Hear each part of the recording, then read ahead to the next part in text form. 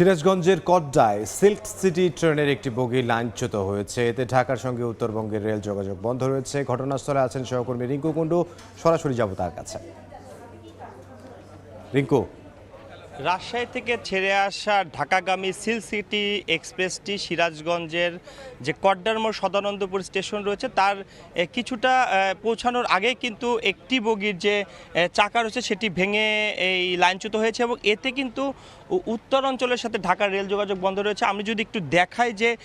এই যে silk city এক্সপ্রেসের যে চাকার যে অংশটি রয়েছে সেই অংশটিকে ভেঙে গেছে এবং দুটি চাকা দুপাশে ছড়ে এই রেল লাইনে কিন্তু এই একটি বগির অর্থাৎ পুরো সিল্ক সিটি এক্সপ্রেসের একটি বগি লাইনচ্যুত হয়েছে,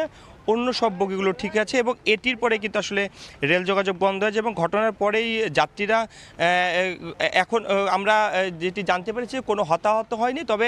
যাত্রীরা আসলে নিরাপদে নেমে গেছেন এবং তারা তাদের নিজ নিজ গন্তব্যে বিকল্প পথে সড়ক পথে আসলে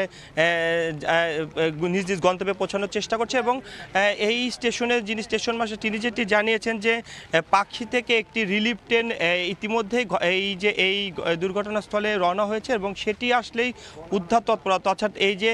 লাইনচ্যুত ট্রেনটি সেটি উদ্ধারের চেষ্টা করবেন এবং এখানে আমরা দেখছি যে ফায়ার সার্ভিসের কর্মীরা রয়েছেন এবং রেলের যে রেল পুলিশের কর্মকর্তা তারা রয়েছেন এবং প্রশাসনের কর্মকর্তা কিন্তু আসলে উপস্থিত হচ্ছে এবং যাত্রীরা যেটি বলছে যে হঠাৎ করেই এই ট্রেনটি রাজশাহী থেকে ছেড়ে আসা ঢাকাগামী সিল্ক সিটি এক্সপ্রেস ট্রেনটি যখন এই ঠিক কড্ডার মোড়ের যে স্টেশন রয়েছে সেই স্টেশনে পৌঁছানোর পূর্বেই কিন্তু আসলে এই স্থানটিতেই অর্থাৎ এই স্টেশনের আগের স্থানটিতেই আসলে ঘটনা এই যে চাকার যে অংশটি সেটি ভেঙে রেল লাইনের উপর পড়ে যায় এবং একটি চাকা অর্থাৎ ওই পাশের খাদে পড়ে যায় এবং আরেকটি যে চাকার যে পুরো অংশটি সেটি কিন্তু আসলে এই ট্রেনের যে লাইন রয়েছে সেখানে ভেঙে পড়ে, যে কারণে আসলে লাইনচ্যুত হয় এবং এতে কিন্তু আমরা জানতে পেরেছি যে যমুনা সেতুর দুই পারে একাধিক ট্রেন কিন্তু আসলে আটকা পড়েছে এবং উদ্ধারকারী যে ট্রেন সেটি উদ্ধারকারী ট্রেন আসলে রওনা হয়েছে পাকশী থেকে, সেটি আসার পরে আসলে উদ্ধার তৎপরতা চলবে এবং ট্রেনের যে প্রথম অংশটি অর্থাৎ ইঞ্জিনের যে অংশটি সেটি কিন্তু এই ট্রেন থেকে ছাড়িয়ে